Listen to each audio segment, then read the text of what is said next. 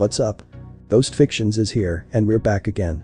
This is the second part of a story where Issei was abused and imprisoned by the Gremory clan. But before we start, please consider subscribe to the channel and give this video a like. Don't forget to check the description for more informations.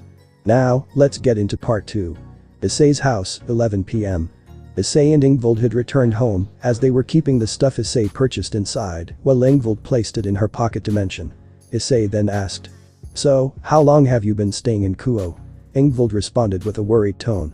3 weeks from today, I was constantly on the run ever since our team's fall. I have been moving from country to country, living in hiding ever since our team's fall. I was fearful they may get to me because of my sacred gear and my Leviathan heritage. Ingvild spoke with worried tone, as Issei could only watch helplessly. Serziches had destroyed his team and life for his spoiled sister, and even had worked with the angels to get an advantage against us. Ingvild Leviathan was a half-devil that was born from a devil father and a human mother. She was also born with the sacred gear Narid Kiri. However, in this timeline she never contracted the sleeping disease that normally she would have contracted. Instead she met up with Issei during a fateful attack at her palace, due to the old Satan faction. Fortunately, she was rescued and Issei along with his ragtag group of team members went on several quests until that fateful day when his team was destroyed by a Siskin. I thought I was a lone survivor. I thought they would hunt me down for being a part of your team, that is why I kept moving from place to place. So far, they did not get me, but when you spoke my name, I thought someone managed to get me. Only for you to find me. Ingvild spoke with a smile as she turned her gaze away. Hey. Issei garnered her attention as he responded. At least, we are together and soon enough, the rest of our team will also be complete. Issei keeps his hand on her cheek and speaks. I know for a fact that there are other survivors like you out there, and although some of us were killed by Serziches, there are many others that are still in hiding, and I intend to locate all of us. Issei spoke with a smile, as Ingvild nodded in understanding and returned a smile. However, all of a sudden someone was heard crashing near the house windows. They all rushed to the location, and were greeted by a surprise that they never thought they would see. Opening start. We won't back down, we won't yo. Issei looks at a specific system, as he absorbs it into his body. Angels surround him as he leaps in the air, revealing his draconic wings. I'm here to go beyond my limit, not to compromise. And you can tell me if I mean it looking in my eyes. Issei dashes towards a horde of angels, slaughtering them with his claws, as 4 figures look in horror and fear. He is soon surrounded as his team takes on many more supernatural beings that want their power. Pause. I've been waiting for my moment to strike. So, come close, let me show you what it's like. Yeah, you can try to stand in my path, but you're gonna regret it. The scene changes to Issei being imprisoned, where he sees Riser, Claire and Ubeluna standing proposing a deal. Issei looks amused as he is seen surrounded by the Gremory peerage. I'll be the one who laughs last while I'm making my exit. Pause. This is only for the strong of heart, not if you get it. Issei takes them all down and beats Vali to death as Riaz pleads to let go. Vali tries to charge against Issei, only for him to fail miserably and get eliminated. A sinister smirk grows on his face as Riaz and Asia look at him with fear. And no matter what the outcome, you better accept ID can cut right through steel, I can bury the pain. The scene changes to Issei in Kuo Academy, where he is talking to a brown-haired girl. He soon has a run-in with a blue-haired girl and orange-haired girl who warn him about the angels. Narrowing his gaze, he looks to see a nun, who reveals her angel wings, as he grits his teeth in anger. So go down for a second, just get out of my way, out of my way. You cheat and you steal, I'm not letting it go. He soon is seen in heaven, where 4 seraphs are clashing against him. He captures one of them and seals that seraph away, much to seeing their anger and horror. So take this as a lesson, cause that's all that we know. Issei smirks seeing Serziches in front of him, albeit with a look of betrayal. He soon sees a silhouette of a person that is puppeting him and controlling him. Will the whole world know your name? When we dance with destiny. He glares at the silhouette in anger, bound to destroy the person behind it at all costs. His new team stands by his side, agreeing to put an end to it. I've been there and I've seen it, I'm never gonna stop believing. Issei looks across the burning location of the Gremory mansion as a man is seen pleading for his life. The lavender-haired girl stands beside him, who decides to deal with the man once and for all. You'll find your flame. Issei and the lavender-haired girl walk across the flames, never to be seen again. Oh, we can save the day. Issei is seen beside several figures that cheer him. These were his new team members as they all smile. We won't back down. We won't, yeah, alright.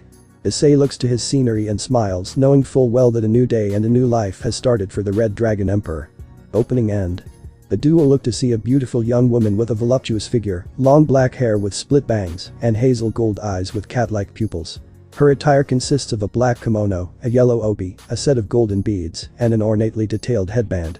The kimono features a red interior and it is open at her shoulders, giving view to her large breasts. Ouch, that cursed loose branch. The woman rubbed her head in pain as she looked around to see Issei and Ingvild. Kuroka? Is that you? Kuroka got up and spoke with a smile. Yeah, it's me. Issei and Ingvild did not hesitate as the duo gave the Nekashu a tight hug, who returned the hug completely. The two thought that even she was gone when Surziches attacked them, but here they are reunited. Another member of Issei's team has been found safe and sound. After a while, the trio split up and Issei spoke. Where have you been? Kuroka shook her head and spoke. Like many of us, I have been in hiding. My stray status coupled with me joining your team made me a bigger target than any SS rank stray devil. So I was mostly in my cat form. For all these years, I hoped to locate some of our allies and friends. I noticed the two of you walking home just a while back and followed you here. But Kuroka pointed to the broken branch that caused her to fall in the first place. Issei and Ingvild looked at each other as Ingvild spoke.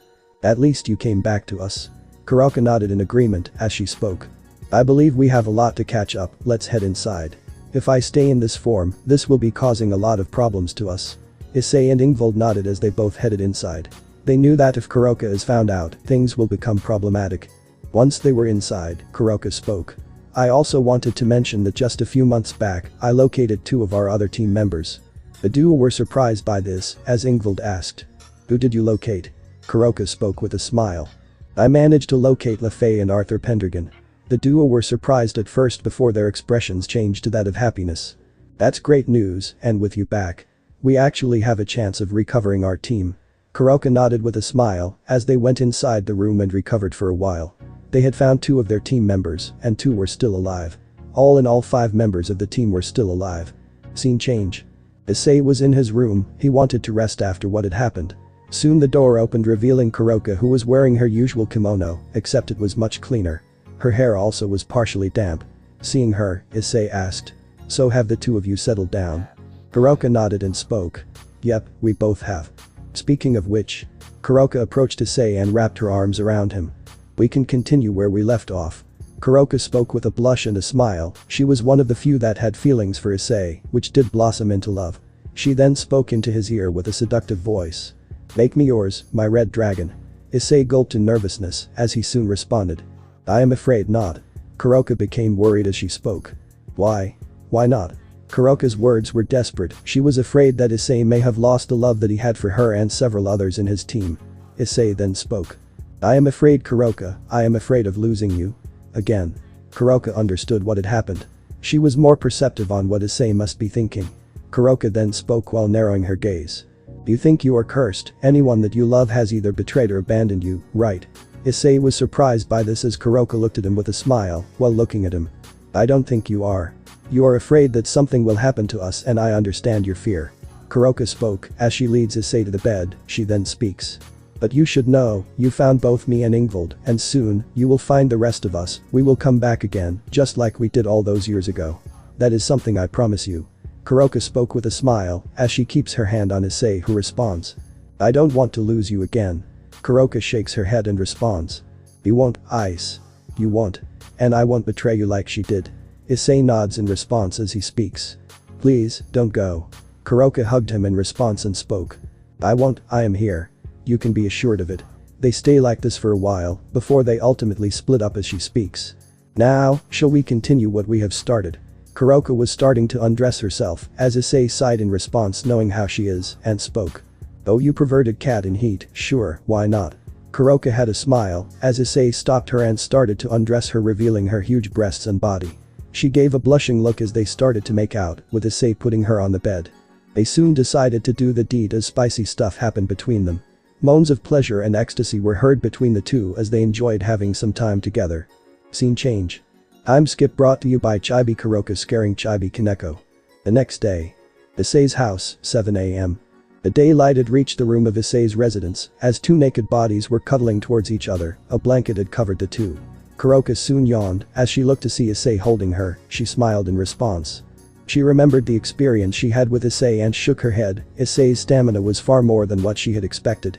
She had passed out from this, and now neither of the two were virgins. Kuroka may have boyfriends before, but they only lasted for a short while and never went to the sex stage. Kuroka noticed something in the center of her breasts as she spoke. What is this? There was a mark at the location. Kuroka was surprised before having a blushing smile. It was the Welsh dragon's mark. She knew what this meant, she was now Issei's mate. I see. I really have become. Kuroka spoke with happiness as she nuzzled back to Issei's body as he woke up. He turned to Kuroka, who spoke with a smile. Morning, Ice. Issei pulled her closer and responded. Morning to you too, Kuroka. Kuroka soon turned her gaze away as she spoke. Yes, I have become your mate. Kuroka pulled her breasts away to reveal the mark on her chest. Issei became worried and spoke. That means, you are bound to me. If you betray me, you may suffer the consequences too. Kuroka shook her head and spoke. I am well aware, and I would rather die than betray you. Issei gave a smile and pulled her closer. They stayed like this for a while, till someone knocked on the door. Ice, are you awake? The two became surprised as Issei responded. Wait, Ingvald, I am getting dressed. Kuroka looked at Issei with a smirk as she spoke. We both are Ingvald, have patience. Ingvald realized what this meant as she entered inside only to see the couple naked. She had a blush on her face and a look of jealousy. Ingvald, I can explain. Ingvald yelled in response to what she was seeing. This is not fair, even I want in on this. Ingvald was about to undress herself, there was no way she was going to lose to Kuroka in any way.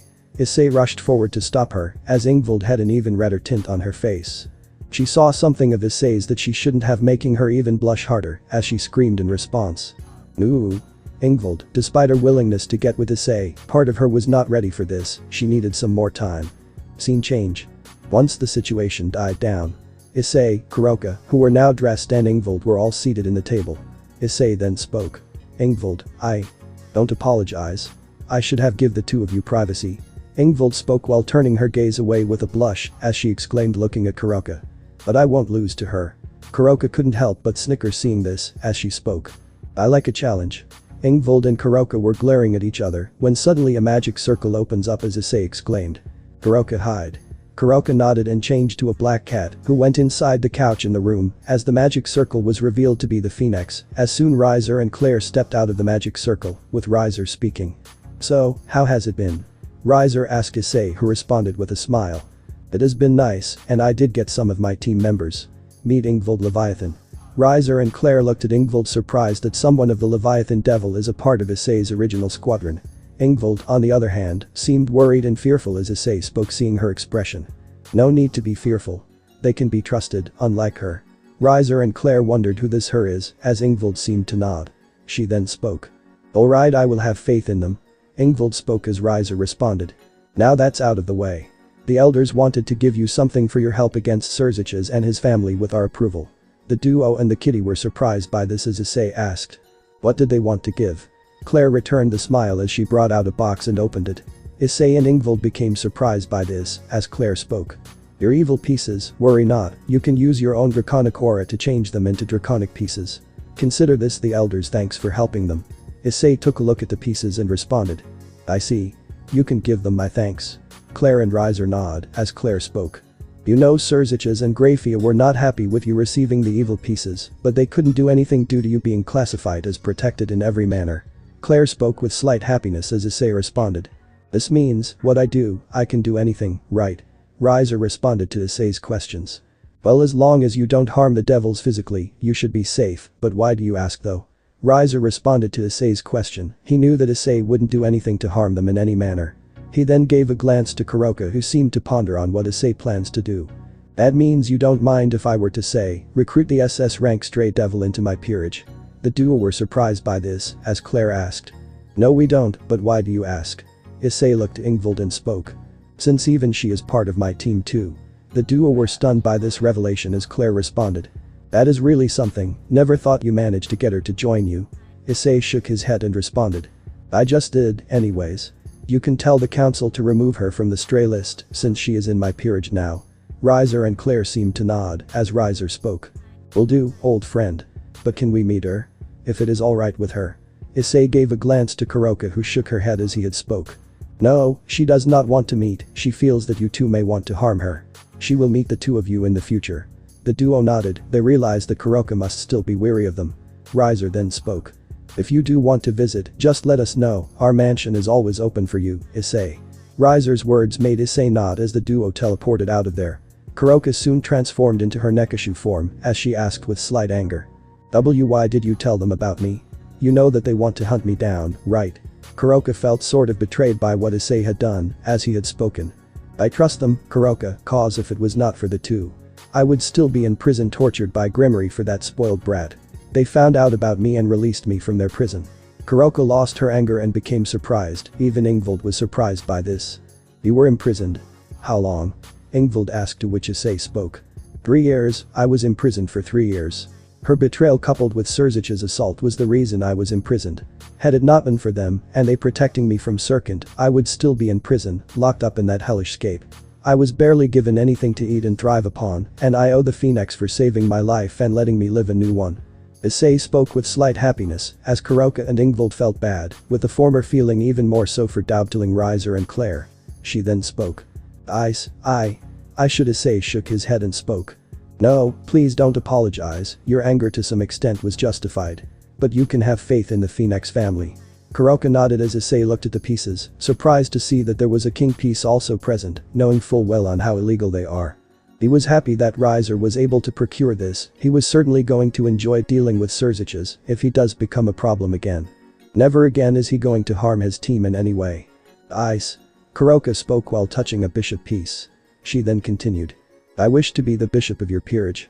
Issei asked in response. Are you sure? Issei asked, to which Kuroka nodded. Yes, I am. Kuroka spoke, earning a nod from Issei, who started to transfer his magic towards the pieces changed to a dark red in color.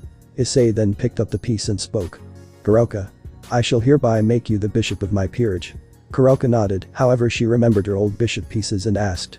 But Issei, what about my old bishop pieces? Issei thought for a moment before responding. Theoretically the stronger piece should remove the weaker one, or in your case, one's. Issei brought out his piece as a magic circle belonging to Drake came out. He then asked Kuroka to lie down on the chairs, which were arranged in a straight line. He placed the piece near her abdomen and spoke the incantation. Kuroka Taoju, henceforth you will be known as the bishop of the Hyoudou family. The pieces that belonged to her old master had came out with a newer one belonging to Issei going into her body. She looked at her 2 old pieces which were slight blue in color, and Issei spoke. How do you feel? Kuroka felt a surge of power in her body as she spoke. I feel kind of powerful. She took her 2 pieces and spoke. I want to destroy them. I don't wish to have any attachment to that man. Kuroka spoke with venom, remembering her old master, as the duo knew on why she resented that man. Issei gave a nod. Kuroka placed the pieces down and immediately used Senjutsu flames to burn down the pieces, completely destroying them. A tear of happiness fell from her eyes, knowing that a huge part of her chapter is finally over. She can now live her life with the man she loves and the friend she cherishes. Scene change. Issei was in the game store buying some video games, he was wearing a red-colored hoodie and was looking at some games. Kuroka was in his pocket in her cat form. Issei purchased a lot of games. Well, I still have millions left in my bank deposit. Issei had a Nintendo Switch and a PlayStation 5. He smirked seeing this. He had still approximately a ton of money left, which he could use for other purposes. Soon enough, he heard a voice, he recognized the voice as Seraphol Leviathan. He called her out. What brings you here? Seraphol looked at him and became surprised, she noticed Issei and spoke. Red Dragon, what are you doing here? The scene you created, do you know how hard was it for me and the other Satans to clear? Issei could only remain amused as he looked at the Satan, who responded to him in an annoyed manner, he then spoke. So how bad it was?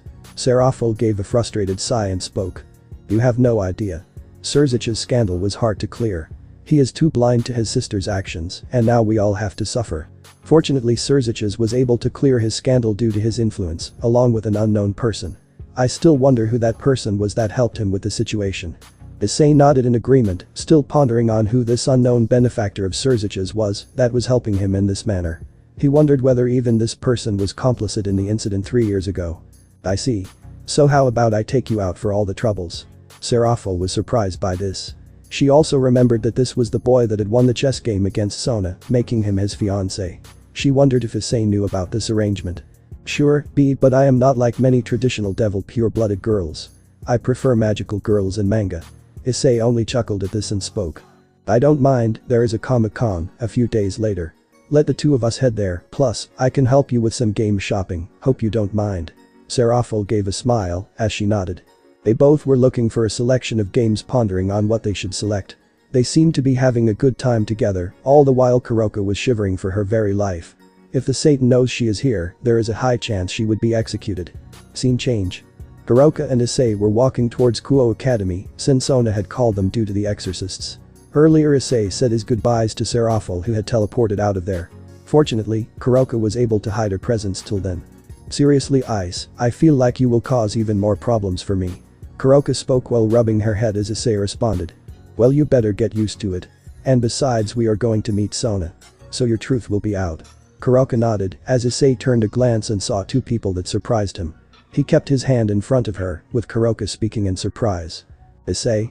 Issei gave a glance to her which made Kuroka nod. She understood his serious expression as she transformed into her cat form. She leaped onto Issei's jacket collar and stayed there. Issei gave a smile as he went inside and kept his hands in the pocket. He recognized the two people to be Issei Hyoudou and Zenobia Quarta. He knew why they came and he hated on who really sent them. Kuroka sensed his anger and closed her eyes. She released some of her sage magic to calm Issei down so that he does not do something foolish. It worked, as Issei spoke with a smile. Thanks Kuroka. Kuroka only nuzzled to Issei in response as they head inside. As soon as he headed inside, everyone's attention turned to Issei. Zenobia and Irina were surprised at first before they looked at him with a serious expression. Issei then spoke. Oh, it's you two. Been a while. Issei sat down in a chair beside Sona and her peerage as Riaz demanded. What the hell are you doing here? Riaz exclaimed with Issei responding. Me? Sona called me here, she wanted to inform that they were here. Riaz was surprised as Sona had spoken. And no Riaz, I see Issei as an ally and a friend. So no, you are not going to drive him away. Riaz gritted her teeth in anger as she glared at Issei, who didn't give two shits about him. Issei then spoke, ignoring her. So, what brings two exorcists all the way back to Kuo, especially you Irina? Irina and Zenobia looked at each other as Zenobia spoke, looking at Issei. We are here for the Excalibur fragments, we got intel that you were the one to have it. We just ask you to return it. Issei sighed, he knew Irina and Zenobia well, despite the latter's impulsive nature, she can be reasoned with. Issei then spoke in response. No can do, I was able to procure it from its original thief Kakabiel and kill him. If anything, it would just get stolen again, so there is no point in returning it back to you. Zenobia and Irina understood the logic in that as she responds. The church isn't going to accept that answer, they will take the sword one way or another. Issei narrowed his gaze, with Sona speaking in response. Is that a threat? Zenobia shook her head in response as Irina spoke. No, it is a fact. The angels really hate Issei, and they will do anything in their power to get the fragments back. Issei did not deny this, as he gave a glance to Riaz, who could be seen having a small smile in this. He really wanted to punch that smile off the face of Riaz right now. I understand that Irina, but you needn't worry about me. If they continue this false pursuit, they will only end up dying. Irina and Zenobia gulped at this, they knew that the man in front of them killed Kakabiel and doesn't mind fighting against the church. She also knew that the man did something to the heaven system and dared the Ceres to do something about it. Riaz wanted to say something, but Issei cuts her off. And no Gremory, I ain't listening to your bullshit about war. If you and your pathetic family of cunts gets in my way, they will meet the same fate as anyone that crosses me. I am not the same person they knew them to be. Riaz stayed silent out of fear. She really was starting to regret crossing him and his team. She spoke with fear. You? Issei only glanced at her, making her shut her mouth, since that was what is good for her. Sona and her peerage along with Kuroka knew why Issei hates Riaz and her peerage coupled with family. They are the reason why Issei's life was in a mess, and they don't blame him for that. In the meantime, Irina and Zenobia were confused as to why Issei hates them. They wanted to know why Issei hates them to this extent, to the point of annihilation. Anyway, Zenobia, mind if I ask you a question? Zenobia looked at him and nodded. Who was it that sent the two of you here? Irina knew that Issei was not going to like the next term. She looked towards Zenobia, who spoke. You are not going to like who it was, Issei. The one who sent you was. Zenobia spoke in response, after which she paused for a moment to prepare herself for the upcoming outburst that may potentially come. It was Lady Gabriel. Issei was surprised at first before gritting his teeth in fury.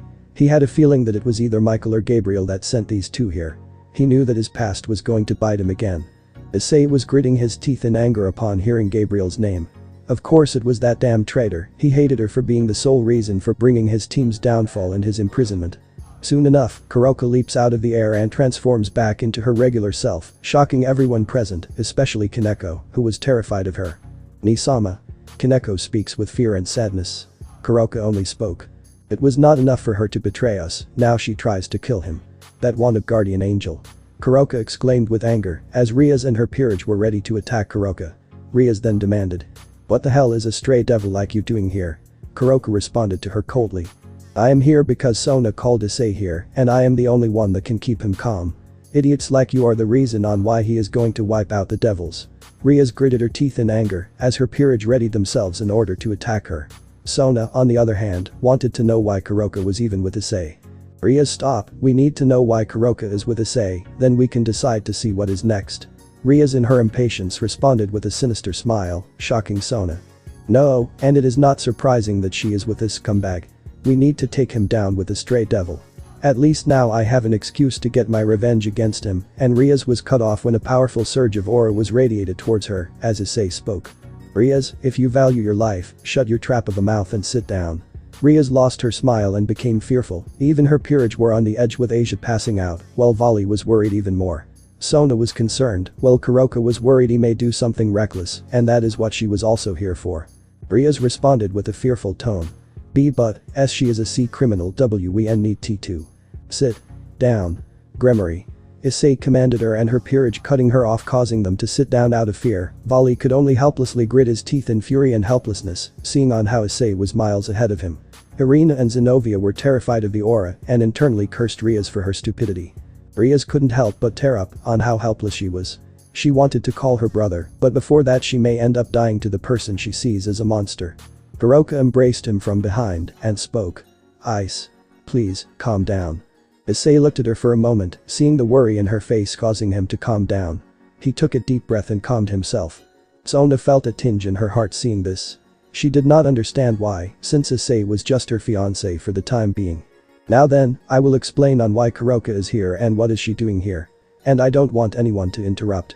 Especially you, Gremory. Riaz could only tear up even more out of fear, with Akeno calming her down.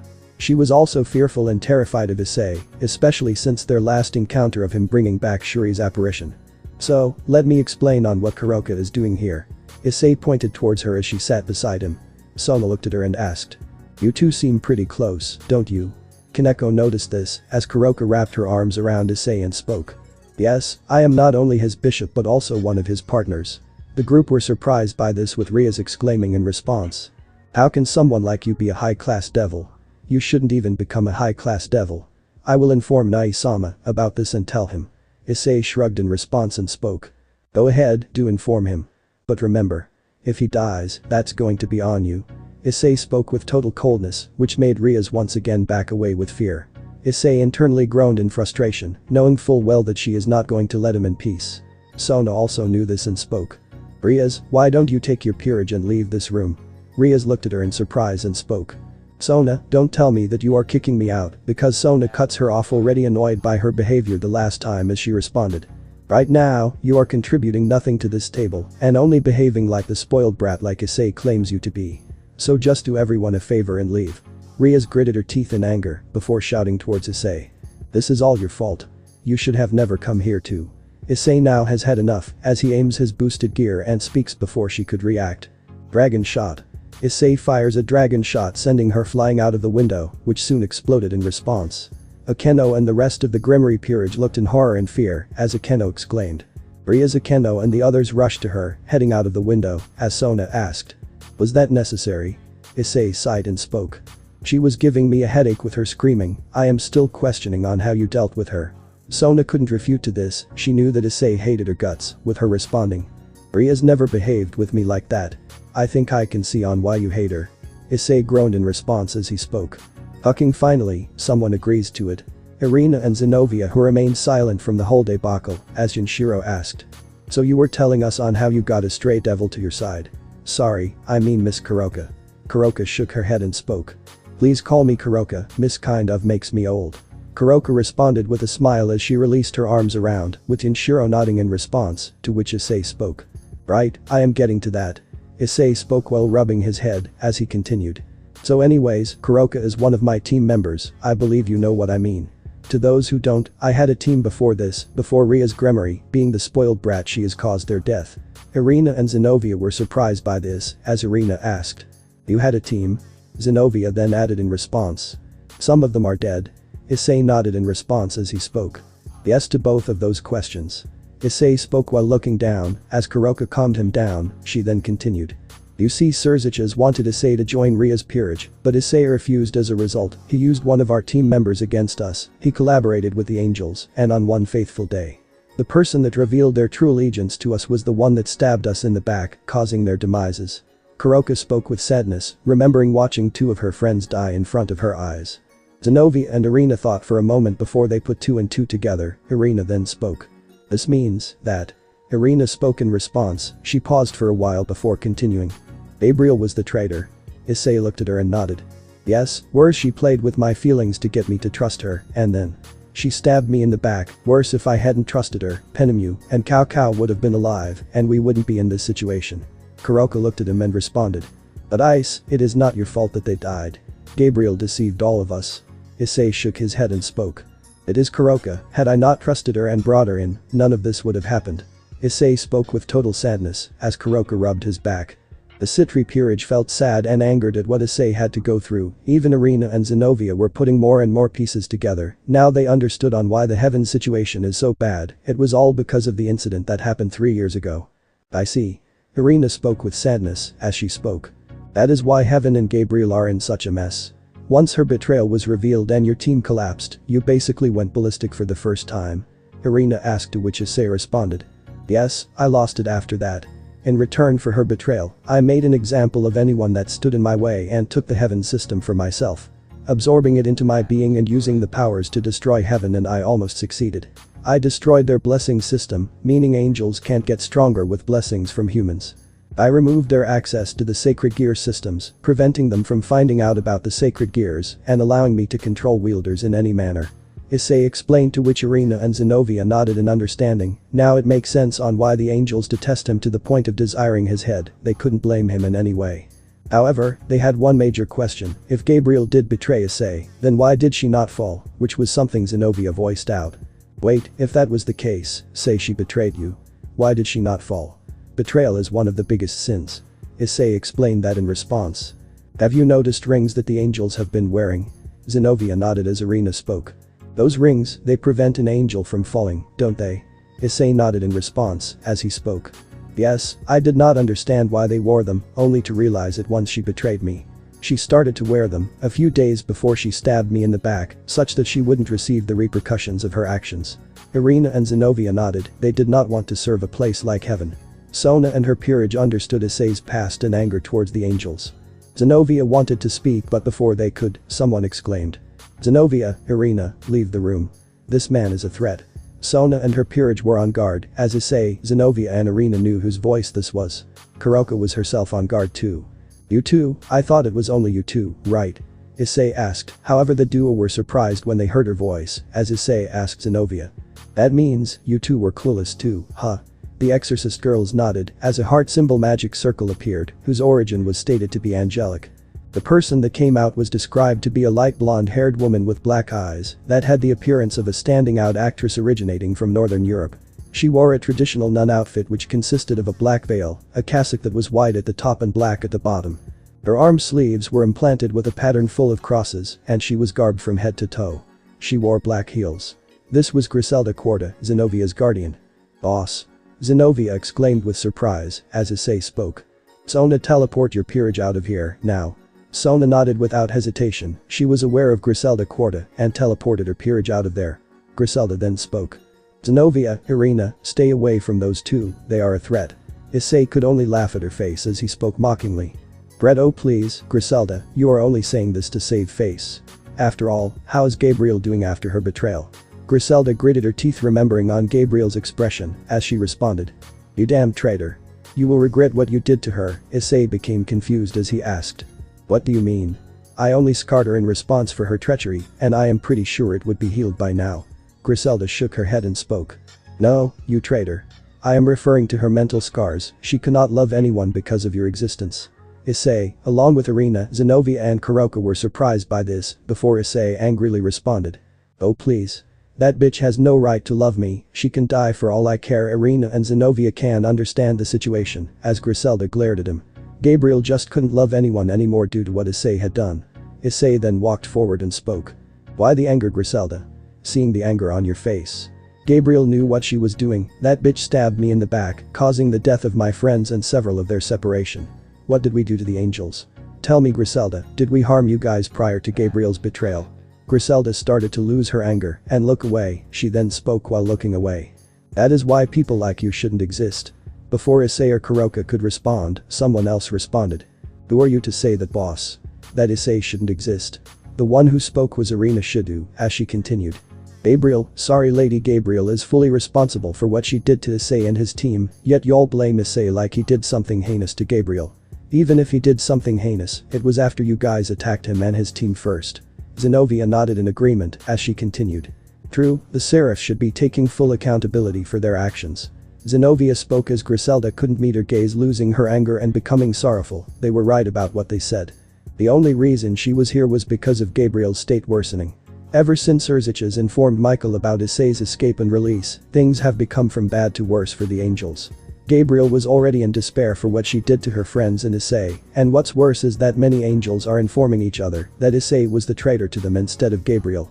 The heaven was in a complete mess and has barely recovered since the past 3 years. Issei did not understand why Gabriel was in despair. Was it post-action regret that she was experiencing? He expected her to revel in her glory after betraying him.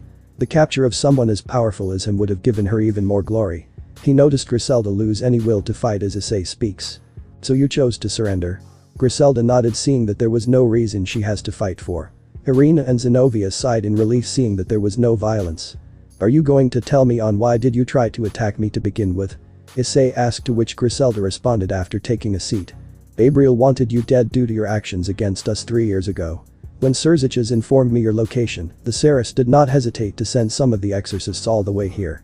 Not to mention, you have 4 fragments of the Excalibur. This made the angels and church angrier. They really wanted you dead. They sent us first, but when they know that we won't return, they will send him. Issei couldn't help but groan in frustration upon this. His whole life was a mess, which was caused by them. They just couldn't leave him alone. Because of what happened to Issei, many others' lives are also damaged, and no one is trying to find an amicable way to fix things. They only want the other dead. Issei reminded himself to drill fear into the Gremory family upon their next encounter, especially Surziches, since he is really getting on his nerves. He knew of this him that the church is going to send in next, as he knew the series of frustrations that are going to get to him. Worse, when Gabriel remembered you, she fell into an even worse depression than before. Many angels blamed you for what was happening to her. They still see you as the traitor. Griselda explained, only for Issei to scoff, not feeling any empathy for one of his former lovers. She chose her path, Griselda. If stabbing me in the back was something she chose to do, someone she deemed as a former lover. That is on her. She has no right to feel guilt for what she did to me and my team. Kuroka nodded in agreement. Even she has no right to feel guilt for what she had done. Irina then asked. From what you can tell, you two were pretty close. Don't you think that you would have forgiven her? Irina asked, to which Issei shook his head and spoke. No, Irina, some things are unforgivable. She murdered my friends. It was because of her that 5 of my teammates are dead. If she never wanted to be with me, she should have never come. If she feels guilt, she shouldn't, since she chose to do this. She chose to commit one of the biggest sins. Irina and Zenovia nodded as Irina spoke in an apologetic tone. I never knew it was this bad. Sorry, Issei. Issei nodded in understanding. Irina, Zenovia and Griselda were all in the dark on the incident that had happened 3 years ago. Only Griselda knew a small amount of what has happened. There was silence for a whole minute before Griselda spoke. Issei, can you do me a favor? Griselda's words made Issei surprised as he spoke. Sure, but that's going to cost you. Griselda kept her hand on her chest and spoke. I wish to no longer be part of Gabriel's brave saints. Issei and Kuroka were surprised by this. They managed to get this far in their desperation to recover the angels. Zenovia and Irina were surprised, but for different reasons, as Zenovia spoke. Boss, are you sure of this? Griselda nodded in response and spoke. Yes, I am. Griselda's voice, though low and weary, carried a note of resolve. She wanted to help Gabriel, but doubts now clouded her mind. The person she once saw as a savior, whose serene grace and angelic aura radiated warmth and benevolence, now seemed uncertain. Her apprehensions deepened after hearing Issei's side of the story. Witnessing his hatred, anguish, and detachment toward someone he once loved made her reconsider everything. She began to doubt that angels were the noble, graceful, and kind-hearted beings of God that many believed them to be. Instead, she suspected they harbored much deeper and darker secrets, capable of committing heinous acts while cloaking themselves in an illusion of goodness. I see. But remember I said that it's going to cost you. Griselda looked surprised, she wondered what Issei thought of doing to her. There was fear in her eyes, knowing full well that he may hold anger and hatred towards her for her master's doing.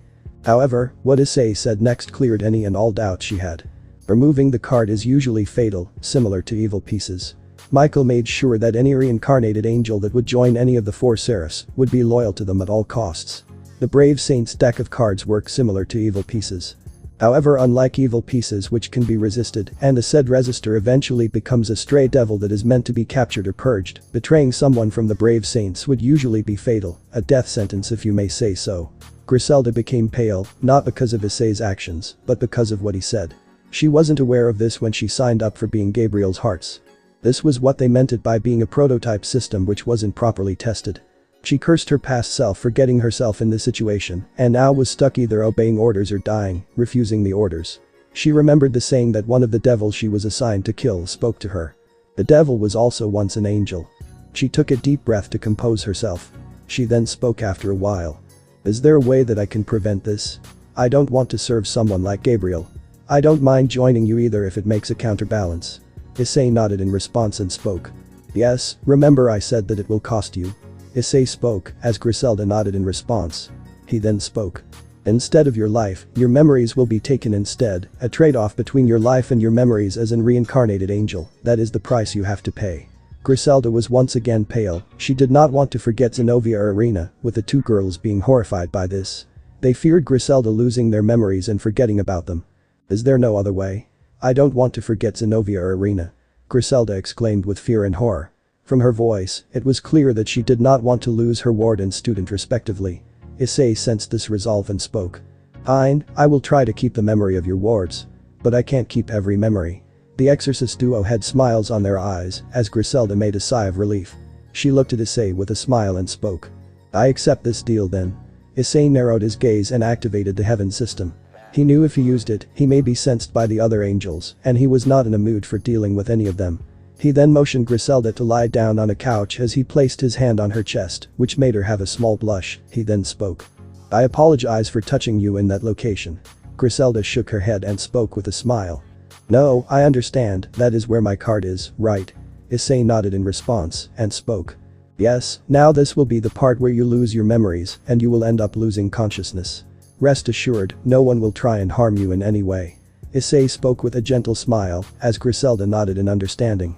She closed her eyes knowing she is going to lose her memories, but Issei assured her that he will try to keep Griselda's memories with Zenobia and Irina. A few moments passed as soon the same magic circle that Griselda teleported herself to the student council room near her chest area, as soon a card which showed the image of Heart's Queen came out. Issei nabbed the card, and as soon as he did, Griselda lost her consciousness. Now then, we begin part 2. Issei brought out a piece, and this time it was the night piece, as he looked at Zenobia and asked. Do you think the night piece would suit your guardian? Zenobia inspected the piece for a moment before responding. Yes, I think it should fit. But I think pawn would also suit her in my opinion, since she can promote. Issei pondered on this, but he didn't know if pawn would suit her, however he did not have much time. He had to place the piece unless the angels find out about this. He immediately placed 2 pawn pieces on her instead of the knight piece, since he knew that it would be more in line with her exorcist abilities. Griselda Quarta, henceforth you will be known as the bishop of the Hyoudou family. You shall serve me till the end of time. Issei placed the pawn pieces on her which went inside her chest once the ceremony was done. Issei kept the card for himself since he wanted to rub it in the seraph's face. He also disabled the system allowing them to lose track of his current location. After a few minutes Griselda woke up, she remembered her master Issei, since the pawn piece was inside of her. Issei managed to maintain some of the memories she had. Zenobia walked to her and spoke. Boss, do you remember me? Griselda rubbed her head and spoke. Zenobia.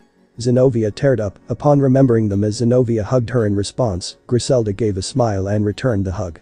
Griselda spoke in response. I remember a portion of my memories, but not all of them. I guess this is the price of abandoning Gabriel. The price of my foolish choice of joining her. Griselda spoke as she got up and bowed before her new master and spoke. Lord Issei, how may I serve you? Issei looked at her with a smile and spoke. First call me Issei, and second raise your head up. I treat my servants like my family and care for them. You are the second person that has joined my peerage as my pawn. Griselda nodded in response, as Irina asked. Then who was the first? Kuroka walked forward and spoke. That would be me. Kuroka revealed her draconic wings, which surprised Griselda, who soon followed it up using her own draconic wings. Both were red dragon, with Issei explaining. Right now, you're part dragon. But with enough training and paths that I set for you, you may turn into your strengths and make the wings you have change color and abilities. You are no longer restricted by the magic you gain and learn. Aside from your capabilities which you can train to improve. Griselda and Kuroka nodded in understanding, as Zenobia and Irina looked at each other and were pondering on whether they could join Issei or not. But before they could do anything, the door creaked open, revealing Sona Citri and Tsubaki Shinra. They then spoke. I hope we are not disturbing you? Sona asked, to which Issei spoke. We are almost done. Where is Gremory and her peerage? They returned back to the underworld. They tried to hear your conversation, but we did not let them. They did not take this lightly, but with Ria's current state, they had to teleport back to the underworld. Issei nodded in understanding as he spoke with a tone of gratitude. Thanks Sona, normally I would have been mad at you for listening to the conversation, but I am willing to let it go, since you did not let Ria's in. She would have been even more problematic to deal with. That girl is nothing but a headache. Griselda looked towards Zenobia and Irina, who nodded in agreement to Ria's words. She then spoke. Issei, may I take this Gremory girl down? Issei shakes his head and speaks. Not yet, I have my reasons for denying this. I will explain once we get back. Griselda nods as Sona and Tsubaki look at her in surprise. They were still surprised that Issei managed to convince Griselda to join his peerage. President, I believe you should deliver the news. Sona nodded to Tsubaki's words as she spoke. Issei, I have some news for you. Sona spoke, to which Issei asked. What? Sona had a red tint as she spoke. You see Issei, the chess game we played yesterday. No one has won against me so far. Issei wondered what this meant as he asked. I guess I am smarter than you. But what does that have to do? You cannot always win, you know. Kuroka's sweat dropped seeing this. She could clearly notice the red tint on Sona's face. She knew Issei can get dense at times, especially when it comes to women and their feelings. No, that's not it. Tsubaki spoke in response. It was because there was a condition such that the one that is smarter than me will be my new fiancé. The chess game was the medium to determine that, and you won. Issei was surprised by this as Kuroka exclaimed in response. No way, I refuse to believe this to be true. Sona shook her head in response as she gave a glance to Issei, who was also surprised, even he had no clue of this arrangement. Issei, I never knew you were engaged. Issei was also speechless as he spoke. Even I myself am getting to know this news now. Issei looked at Sona and spoke. Look Sona, we just barely know each other. This engagement I don't approve, and I don't intend to drag you down into my life for no reason. Tomorrow, let's go and talk with your family and clear the situation. Sona remained silent. Many would jump the chance of marrying her, but here Issei was, who refused completely. She looked at Issei and spoke. Issei, think about this for one day and then make the decision. Sona spoke as her hair covered as Issei asked. You sure about this? Sona only nodded as Issei spoke. Fine, if you say so. Issei looked at Zenobia and Irina and spoke. Since you two have no place to go, how about you stay with me?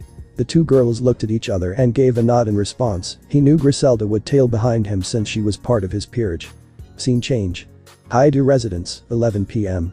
Issei was looking out of the window as Ingvild soon came inside. Issei then asked. Kuroka. She is settling down Griselda and her two wards. Still surprised by what has happened, you being engaged, I am kind of jealous. Ingvild spoke while turning her glance away as Issei walked to her and spoke. If you think you are going to be left behind. Issei placed both of his hands on her cheek, which made her flustered. Her body had a slight flush in response, seeing on how close he was to her. Then you are mistaken. Now that I have finally found you, I don't plan to leave you alone. Ingvild could only nod as she turned her gaze away. Issei then spoke. You want to take a seat? Ingvild nodded as the duo sat down. Ingvild rested her head on Issei as he rubbed it, which calmed her down, earning a smile from the Leviathan princess. Ingvild then asked. So, what is the plan now?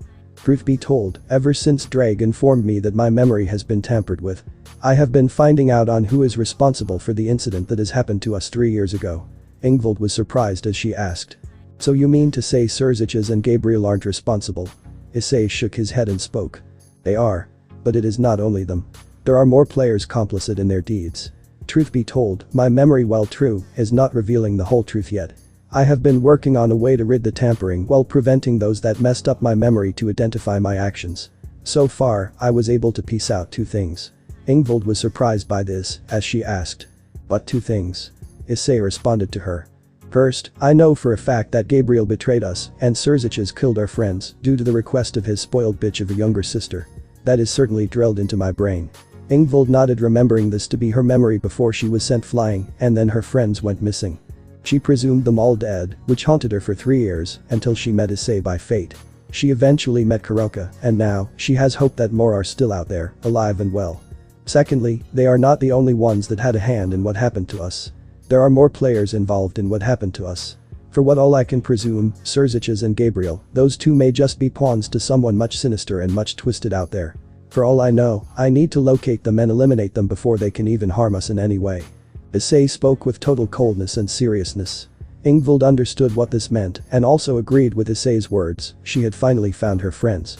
And this time, she is not going to lose them. 3 days later. Issei's house, 6:30 p.m. Reiser and Issei were discussing on the recent events, with Claire sitting beside him. Reiser then spoke. So from what I can tell, you have gained 2 members for your peerage. Yes, first is Kuroka, the SS rank stray devil, and secondly is Griselda Quarta, former reincarnated angel who willingly joined me. The duo were surprised by this, as Claire asked. But how did you gain access to her card, and I am surprised you found a way to remove her card. Using the heaven system. Issei shrugged in response and spoke. It was easy actually, although the trade-off was memories for her life. Fortunately I was still able to keep the ones with Zenobia and Irina, so all in all, nothing of value was lost. The duo looked at each other as Reiser spoke with a smirk. I see. That means you are on a track to get back at those that harmed your team. Issei shook his head and spoke. Not yet, I have other things in mind that I plan to complete, such as locating 2 of my other team members and many more that are still out there. I want to make sure they are safe and sound. Issei spoke with sadness as Claire approached him and hugged him. Reiser was watching the scene with a smile, knowing Issei would care for his sister no matter what happens. It's okay Ice, we will find them. Issei melted into her hug. It was no secret Claire actually liked him. But she always feared on Issei's current desire of revenge, which was coupled with finding the rest of his team members. They split up as soon someone comes inside. This was Griselda Quarta, however she looked different, she no longer wore the nun attire she used to wear. She now wore a white shirt which was well ribboned at the center and black jeans. Along with shoes. Since she no longer wore her veil, her hair was light blonde and she had black eyes. Her appearance was akin to those of a Northern European actress. She had some biscuits and a tray of tea that she had with her. Issei, Lord Reiser, Lady Claire. I have brought some snacks. Griselda spoke with a smile as Claire and Reiser returned the smile and spoke. You needn't be so formal with us Griselda, especially when you are one of Issei's peerage. Still surprised that he managed to convince someone who was this devoted to Gabriel. Griselda shook her head and spoke. Not after hearing what she did to Issei. I don't wish to be on her side, not anymore. Claire and Reiser understood this, as Claire had spoken. Still can't believe that she did this to Issei. Claire muttered to herself, still hating on the fact that Issei had to go through such a heinous betrayal. However, before they could speak, they all sensed an angelic presence outside. Griselda looked at Issei and spoke. Issei? Issei nodded as he cracked his knuckles and spoke. Let's see on how our reunion goes, Dulio-chan. Issei grinned in response, as they all decided to prepare themselves for their clash against Dulio, who was ready to ambush and assassinate them. A handsome young man with blonde hair, green eyes, and dressed in priest clothes was roaming around Issei's place. Soon enough someone called out to him. Hello Dulio. Dulio was surprised by this, turning around he saw Issei leaning on a nearby tree. Dulio gritted his teeth in anger as he unleashed beam of light energy which Issei leaped in the air to avoid it, before stomping creating a tremor pushing my back. Such anger, I greeted you like a normal person. Issei spoke as he activated his boosted gear and responded. Yes, I will have to drive you away, like I always did. Issei activated balance breaker. Dulio was ready to unleash his sacred gear until suddenly chains started to be released from Issei's body which entrapped Dulio completely, preventing from ever using his powers in any manner. Damn you. Issei only gave a mocking grin and spoke. Did you really think you can confront someone that had not only access to the sacred gear system and the heaven system? Dulio was seething in rage as he shouted. Because of you Gabriel can't love anyone. You should have been killed that day you bastard. Issei only shook his head and spoke. Oh, is the little doggy jealous? Issei approached Dulio and rubbed his chin as he spoke. Here I will give you a dog biscuit. Issei brought out a packet of dog biscuits as he threw it to his face. Dulio only growled in response as Issei spoke mockingly. Would you look at that Dulio-chan, you even growl like a doggy. Michael's guard doggy and Gabriel's bitch, isn't that right? Dulio was feeling unimaginable anger, veins were popping on his head. He was beyond livid at how Issei was treating him in any way. Issei then spoke. But on a serious note, did you really think you could get a jump on me? I mean, I can kick Surzich's and Michael's ass at the same, and I have the system that can manipulate both angels and sacred gears. Just how dumb can you be, Dulio-chan? Dulio was growling even more, Issei was enjoying this even more. Drake then spoke as his gear was brought out. Partner, as much as you can enjoy tormenting this brainless fool, I believe you have an appointment with that Leviathan girl. Issei widened his eyes, how could he forget his appointment with Serafal? He had to leave as soon as possible. What girl would ever fall for someone as pathetic as you? Dulio spoke with a mocking tone, with a sort of an evil smile on his face. However, to his surprise Issei was unaffected as he thought. Someone who has some level of decency, but is not as pathetic as Gabriel. Dulio gritted his teeth in fury as he glared at Issei with hatred. However, before he could say anything, someone spoke from the crowd. Stop right there, Angel. The one who spoke was Claire as the duo showed up. Claire then spoke seriously. Let me remind you, he is under Phoenix family and allied with us. Threaten us at your own peril. We will destroy you if needed, and need I remind you that I am a Satan-class devil, especially with my weaponry. I am not someone you want to cross. Not to mention, Issei is well protected by the Devil Council, and many devil families' foam was forming in Dulio's mouth due to his anger. His anger was reaching high limits, he wanted to crush and destroy Issei, but he was powerless against him, as Issei spoke. I will let you be since I got better things to do than listen to your stupidity. Issei snaps his fingers as the chains go away. Dulio saw this chance to escape as Issei threw a Queen's Heart card to him with him speaking. Oh, and do give message to that pigeon that Griselda has quit her position as an angel and is now on my peerage. Dulio was seething in anger, but before he could curse Issei, he was teleported out of there. Unbeknownst to him, Issei had implanted something underneath the card. Issei took a deep breath and spoke. Thanks, he was really getting on my nerves. Claire shook her head and spoke. It was the least we could do. Even if Surzich's may be working with them in secret, the devils are not yet working with them. Plus, if he did get a kill on you, we would have gone to war with him. Even if Surzich's opposes it, the council would, since they support you. Issei nodded, he then spoke. Even then, they don't have the power to harm me even if they wanted to. That is why they are choosing to catch me when I am at my weakest. Plus, I don't want to kill them just yet. Else I am not going to get what I want.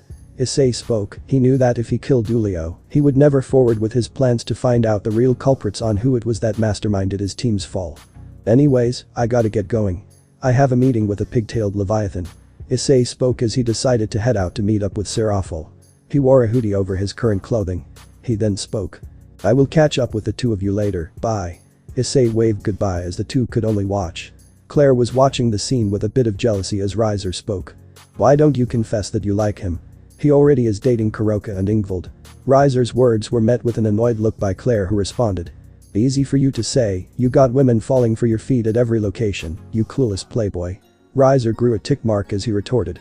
Now that's just hurtful, Claire Nee. Scene change. Aziria Lugara entrance, 9:30 p.m. Issei reached where Serafal Leviathan and him were supposed to meet. He saw her waiting patiently. She was now wearing a sleeveless white dress with a matching white miniskirt. The dress was designed in a manner that showed her figure in a proper manner. She also wore leggings that extended all the way up her calves and heels. The ribbons were replaced with white ones that supported her pigtails. Ice-chan. Serafal looked at him and waved towards him. She soon rushed towards him as Issei responded. Yo. Serafal gave a smile as Issei soon asked. So, speaking of which, why did you cancel the Animella Summer Live plans we had today? Serafal looked away and spoke with honesty. Truth be told, I had informed Volley about this, but he completely rejected me, saying that he has too much work. I presumed that he may not like the fact that I am going for a music festival like that. That is why I told that we were going to meet up here instead. Since Volley likes pizza, I presumed he may want to come here. But so far, he did not appear. Issei narrowed his gaze and spoke. Are you aware that we do not get along, right? Despite me having some respect for him due to his power, as long as he is with that family, I can never truly respect him. Serafal nodded, to which Issei asked. Then why? I am aware it is not a date, but why did you not inform any of us this? Serafal placed her fingers and pointed them to each other, while poking. I thought that maybe we could build a bond. But I guess Volley really did not want to go out with me today. I should have thought of that.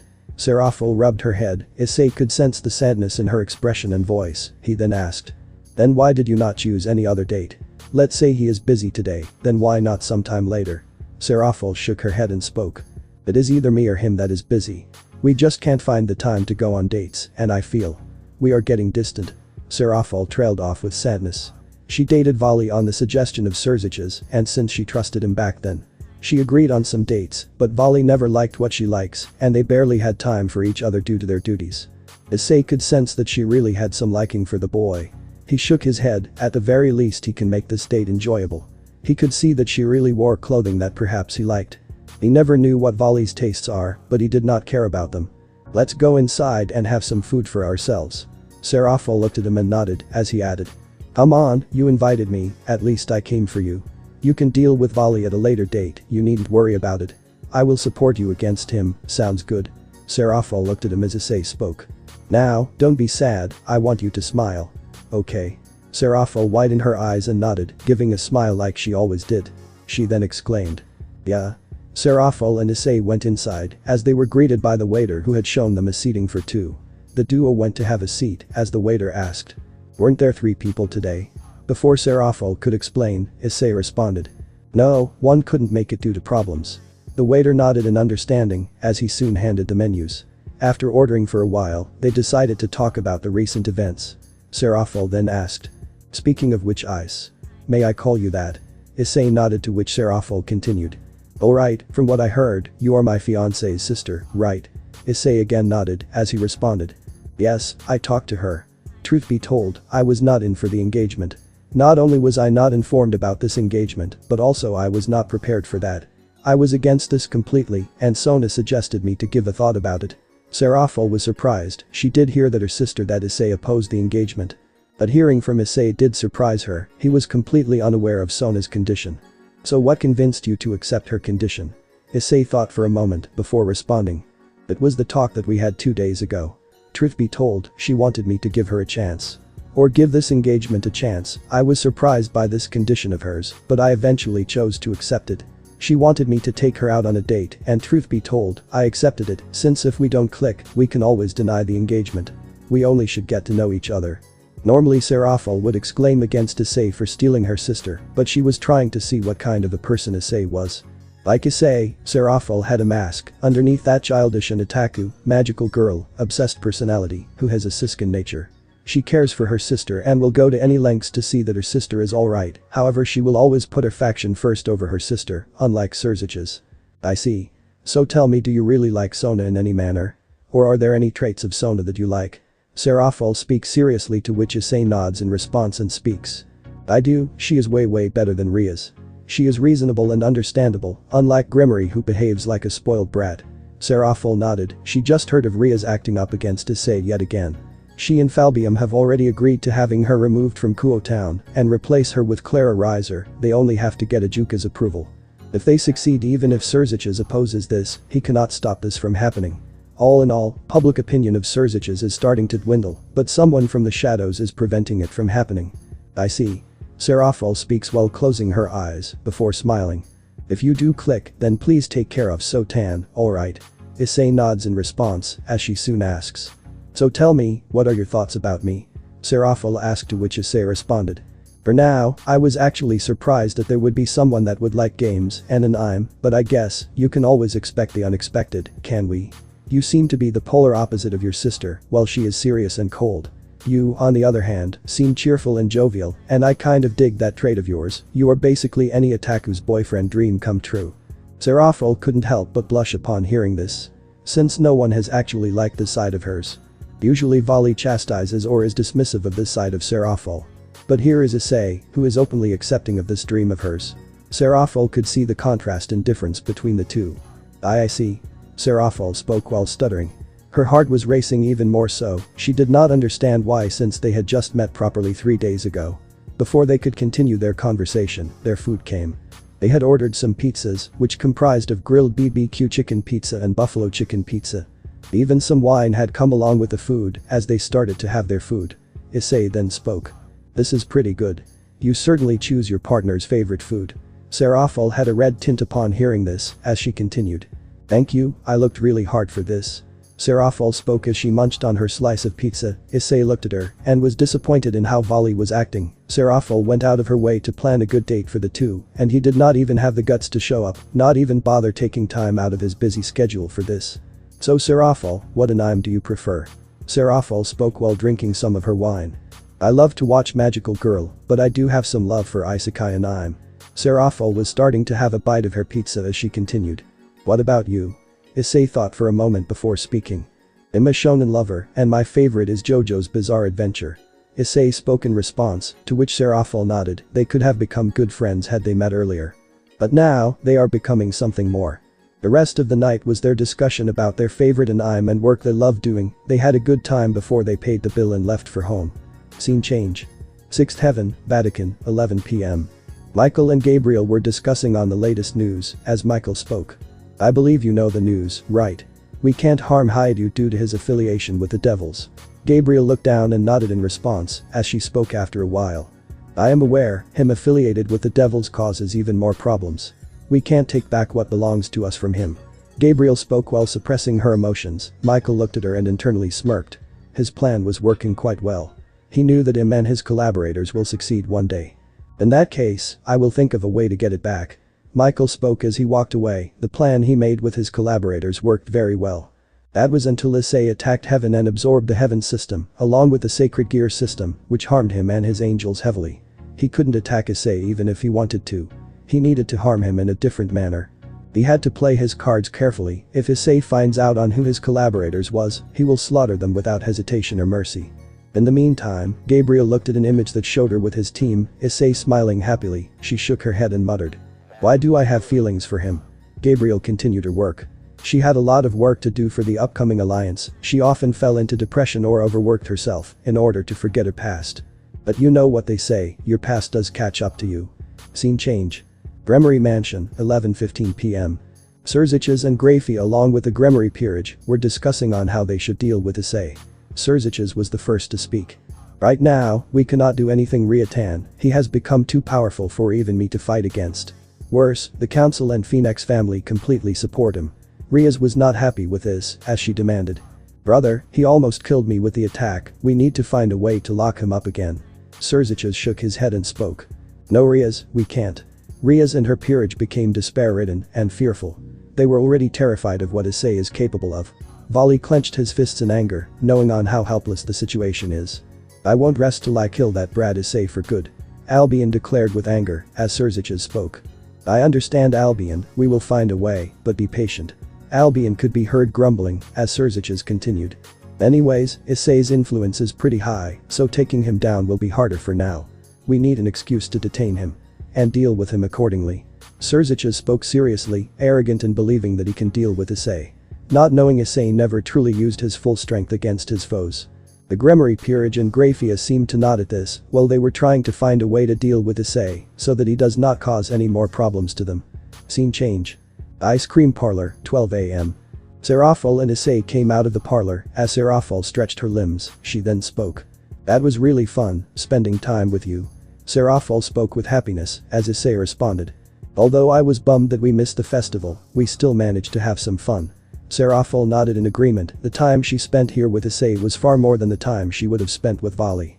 Anyways. Serafal spoke, as she kissed Issei's cheek much to his surprise. She then spoke with a smile. Think of this as a thank you gift, we will meet again soon. Serafal rushed into the darkness of the night while Issei could only watch. He touched the location where she had kissed. He soon took a deep breath and smiled. Yeah, hope we can meet again under better circumstances. Issei spoke as he left the room and headed back home. He did enjoy today's time with Serafal as he wondered when is the next time they are going to meet. A few days later. Kuo Academy, 7:30 a.m. Issei was walking towards the Kuo Academy with a smile. He had heard Serafal was doing better ever since they have been spending time together. Drake spoke in response. You seem to be in a much happier mood. Issei spoke to Drake in response. Yeah, my life is going well. Issei responded as he continued. Plus, I managed to remove a major part of my memory temporation that was present. Now they can't remotely detonate me even if they wanted to. So all in all, things are going pretty well. Issei responded, to which Drake spoke. Although, you should be careful. At this point, the angels and devils are mobilizing their strategies against you. The thing you implanted on Gabriel's queen card told you about what their next plan is going to be. Right?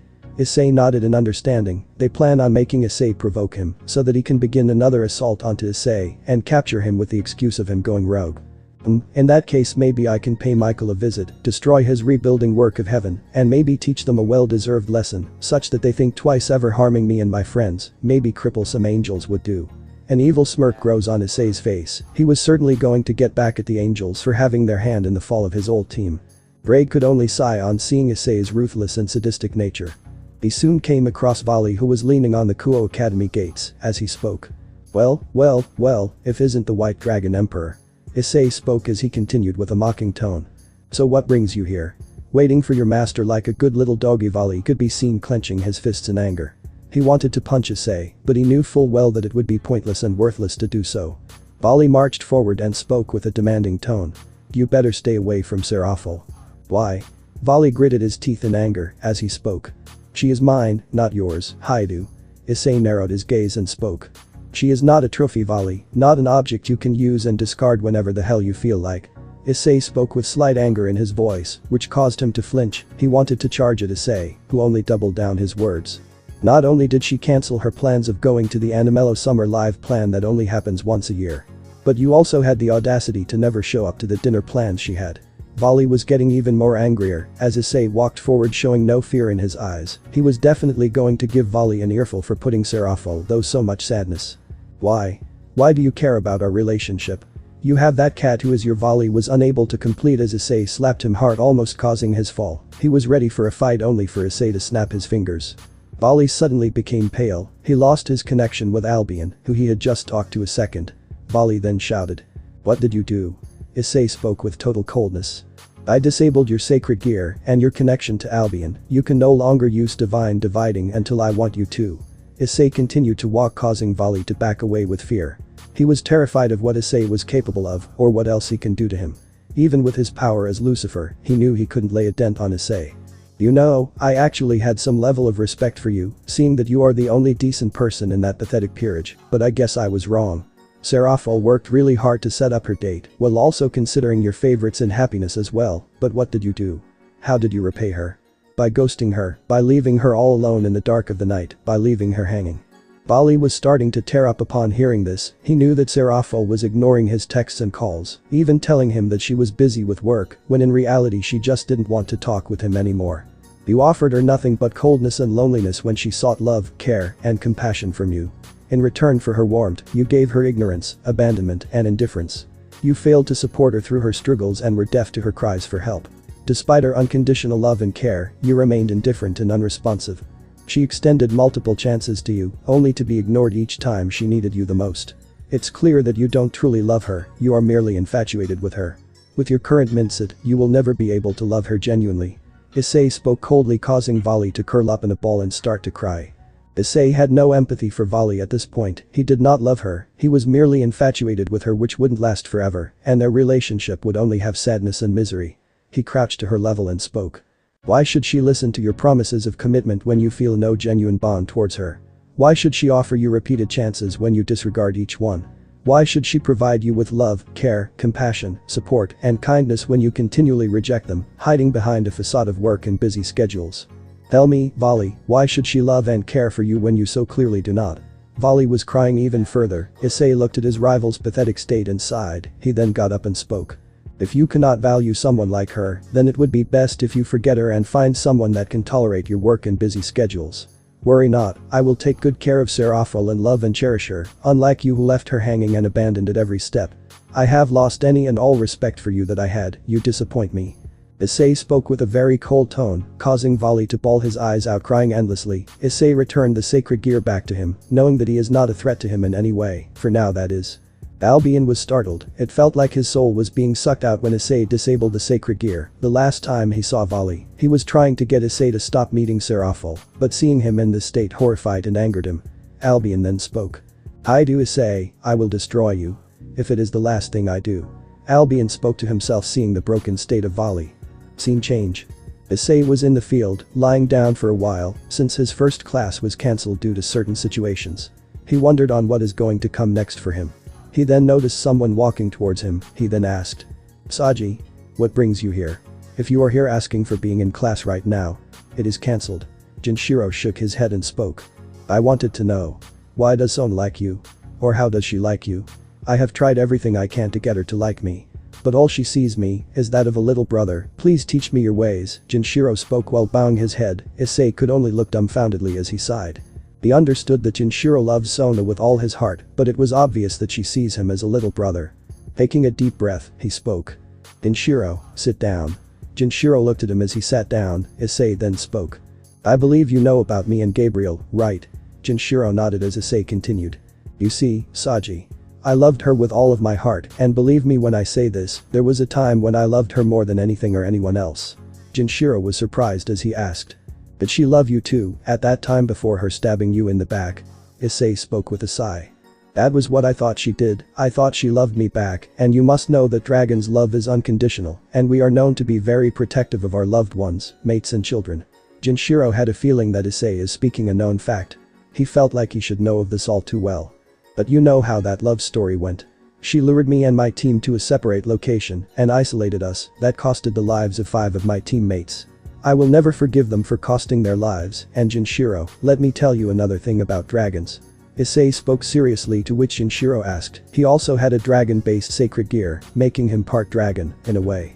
Once you love a dragon, there is no one else that the mate can truly love. You are stuck with the said dragon for all eternity, and there is no escape. It is a specialized mate bond that a dragon and the mate share. Jinshiro noted this, as he soon remembered what Griselda and Dulio said about Gabriel. Wait a minute, if what you said is true, then that means Gabriel still loves you. Issei looked at him with anger in his eyes, causing Jinshiro to flinch, as he spoke with slight fear. Belle, listen to me, from what you said, the fact that she can't love anyone. Griselda mentioned that Gabriel is always in a depressive state, while Dulio mentioned that she cannot love anyone, so I thought that Issei cuts him off and responds with anger. Impossible, Saji, there is no way she can love me. From all I know, Dulio could be lying to get my guard down and harm me. Jinshiro was stunned by the anger and betrayed expression. He wanted to speak, but couldn't. Issei sensed the fear and took a deep breath to calm himself down as he spoke. I apologize for my anger, but there is no way that she can love me, not after what she has done. Her depressive state may be the regret that she could be feeling, but no amount of regret is going to save her from karma. She is going to get what she deserves, and I am going to make sure of it. Issei spoke with lowered anger and total coldness as he walked away from the scene.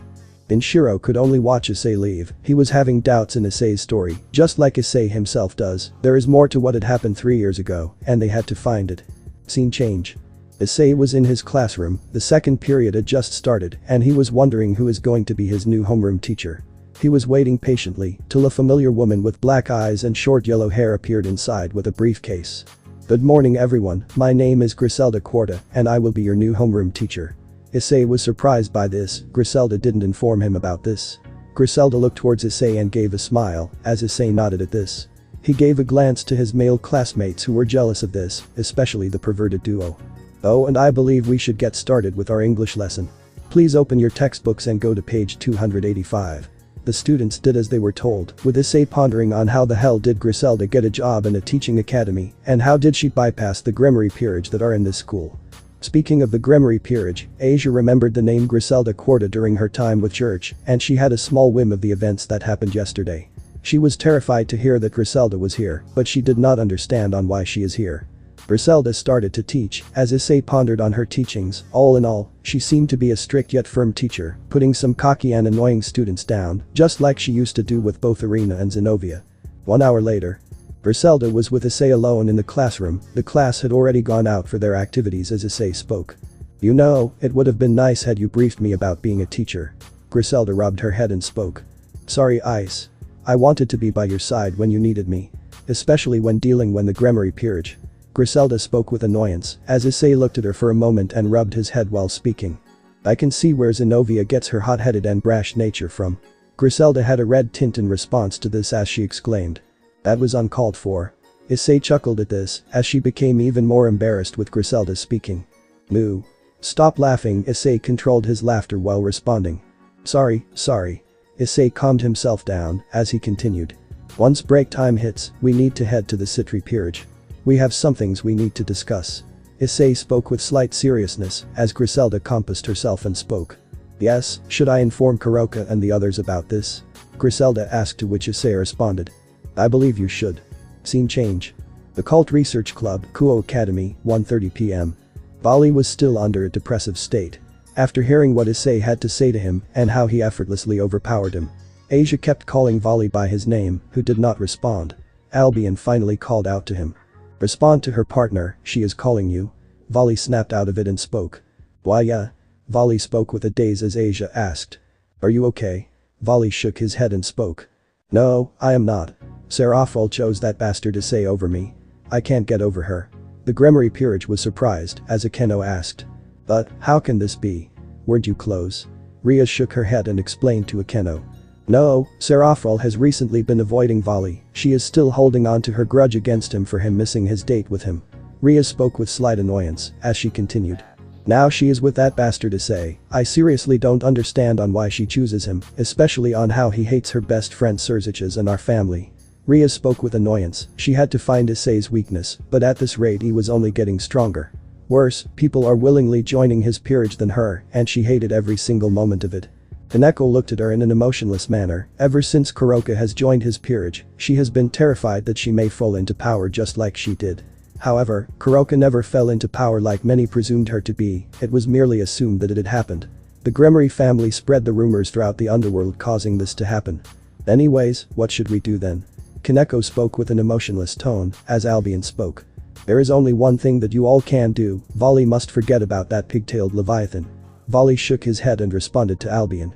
Easier for you to say, I can't forget her, especially not after what that Issei had informed me on how I really think of her. Vali spoke with anger and sadness, while clenching his fists to the point of almost bleeding. Hyoudou Kiba then spoke. President, may I bring him here? I will bring him by force. Ria shook her head and responded. No Hyoudou, you cannot. I am aware you want him to give the fragments to you, but let me remind you that he won't hesitate to kill you, plus he is protected by the council and the Phoenix family. Kiba clenched his fist and gritted his teeth in anger, he vowed to get his revenge on Excalibur at all costs, no matter what is going to happen. Anyways, we should focus on Vali, his condition is getting bad. Ria spoke, as she was determined to help Vali forget Serafal at all costs. She and Akeno knew what they had to do in order to help Vali forget about Serafal. Scene change. Student Council Room, 1:30 p.m. Issei, Sona and their peerages along with Zenobia, Ingvild and Arena were present as Sona spoke. I am glad you all were able to make it. At such a short notice. Sona spoke with a grateful smile as Issei responded. You wouldn't be calling us here without a good reason, so tell me what is it? Sona shook her head and spoke. Since I cannot rely on Rias any longer, the next best person to discuss this is with you on the territory status and condition. On what action we need to do next and what is our upcoming plan. Sona explained to Issei, who understood the reasoning, as Sona asked. Let's start with you, what have you been doing? Issei thought for a moment as he spoke. Ever since I slayed Kakabiel, I have been locating his insurgents that were affiliated with him. Including the genocidal Archbishop Valper Galilei and killing them before they could pose a problem. Sons and her peerage were surprised by this, as she asked. Why you did not tell me of this? I and my peerage would have gladly helped you for this one. Sona's peerage agreed to this, as Issei shook his head and spoke. Appreciated, but we got this in the back. Initially me, Ingvild and Kuroka were enough, but with Griselda and her two wards joining in, our task has become much quicker and easier to complete. Sona thought for a moment before speaking. Alright fine, but please give me a call or drop a text when we are dealing with things like this. Issei nodded in agreement as Sona composed herself and spoke. Getting back to our latest business, I believe I need to address another issue. Sona spoke looking towards Issei and asked. So what is your plan now? I think we need a bit of an explanation on how were you able to remain in contact with Kuroka and Ingvild, a Leviathan descendant. Issei thought for a moment before speaking. Are you familiar with the Cows Brigade? The Citri peerage minus Sona were surprised as Sona spoke with horror. Don't tell me, you and your team were a part of that team? You do know that is a terrorist organization, right? Sona had some level of anger in her voice as Issei nodded as he continued. Yes, but not anymore. Once their goals extended and started endangering my team, me and my team left the brigade. This did not sit well with their current leader RageRevan Live and Lucifer, who saw me as a son. He wanted me to remain, but I chose my own path and he chose his. Eventually we became a freelance team that lived peacefully in the supernatural, but well, you know the story after that.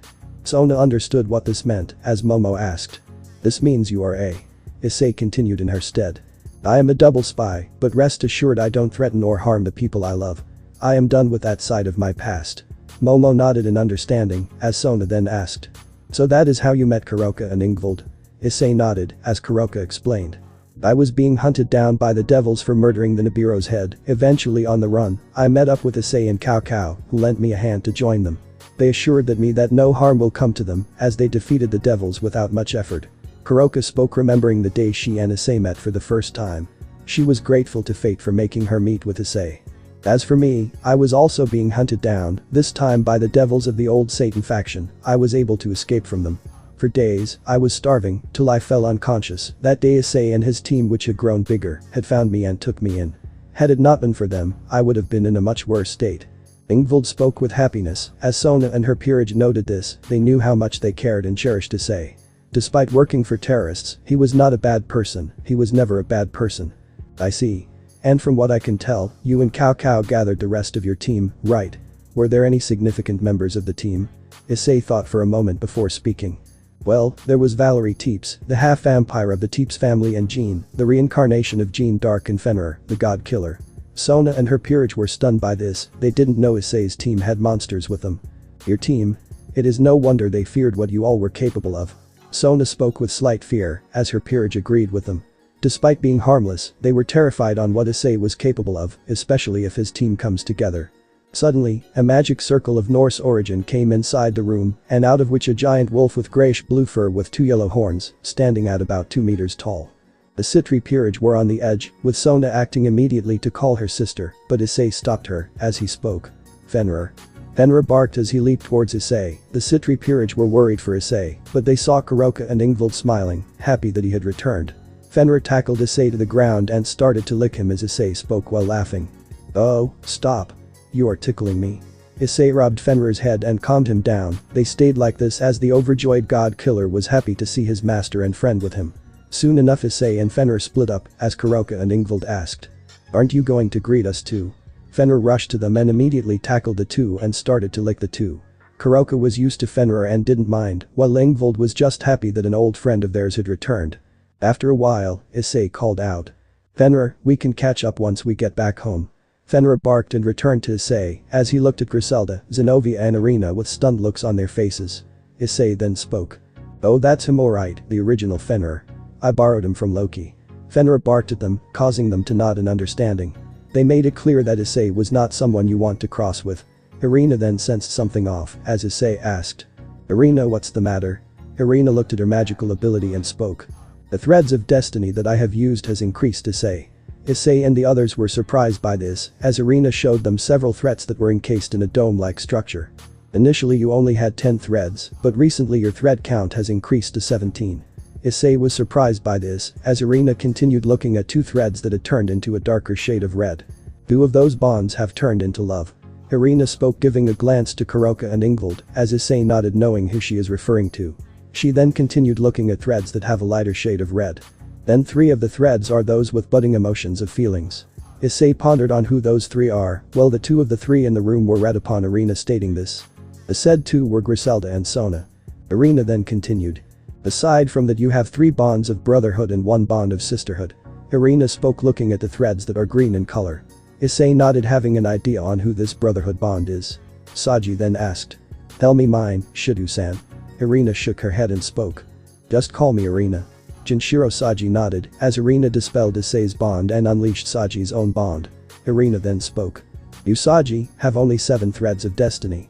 Out of which 2 are starting to lose their love for you. Saji was stunned. 2 people love him are losing their love for him. Issei then spoke. Remember, Saji, that I told you about me and Gabriel. Just cause the one you mentioned has no love for you doesn't mean that you should give up. Locate the ones that love you and move on. Jinshiro took his advice to his heart and spoke in response. I will. Jinshiro responded with a smile, as Roroko and Momo looked at Jinshiro, knowing that he was starting to see past his infatuation and admiration for Sona Citri. Anyways, we should probably head back home. Since today was a half day, we should head back. Issei spoke as the others nodded in understanding. Issei and company left the room, with Fenrir joining and towed ahead to Issei's new residence. He would be needing a bigger house for more and more guests that are joining him. Scene change. Tsubaki was alone in a room. She had small amounts of tears in her eyes, remembering on how Hyoudou Kiba, her crush, was hellbent on his revenge against Excalibur. She then spoke. Why Hyoudou, why don't you see past revenge? Tsubaki was completely heartbroken on seeing with how distant he was starting to become towards her. She soon left the room knowing that Sona may need her for something. She went to the bathroom to get herself cleaned. She couldn't let Sona see this state of hers. That's it guys. Thanks for watching and supporting us. See you in the next part.